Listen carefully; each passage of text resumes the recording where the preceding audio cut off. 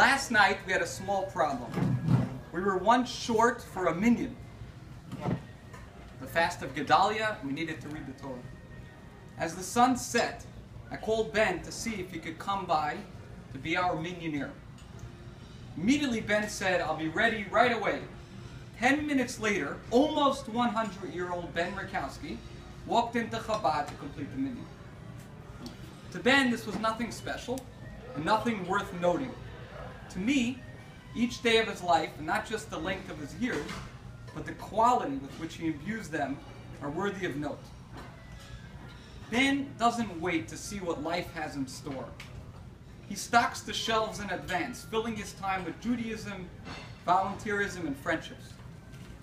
On a recent visit to his house, Ben showed me a book of Haftorahs and told me that he prepares the Haftorah every week, just in case he is asked to read it.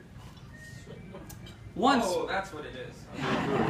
Once, when one of Ben's Hebrew students, Harvey Brasler, was studying with me at Chabad, Ben drove over to Chabad to tell Harvey that he wouldn't be able to meet him that day. As you can imagine, I was awed that at his age, Ben did that. Ben, for his part, saw nothing spectacular about it, because every day of his life is spectacular.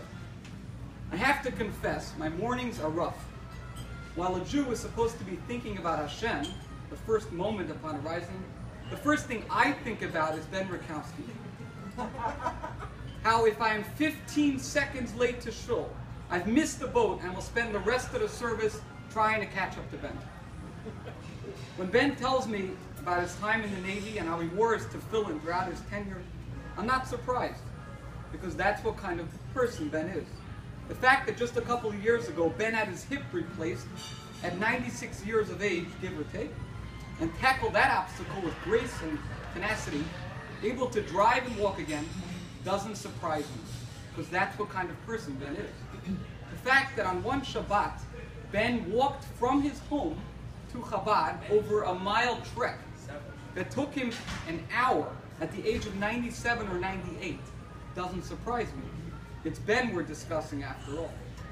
The fact that most of the wooden furniture at Chabad, including the most recent tallis and prayer book stand, were constructed all within the last decade under Ben's sturdy and steady hands doesn't surprise me either. This is Ben Rakowski. The fact that he doesn't want anyone to know about certain good deeds he does because he isn't doing it for that, well, that's just another sterling character trait of Ben Rakowski.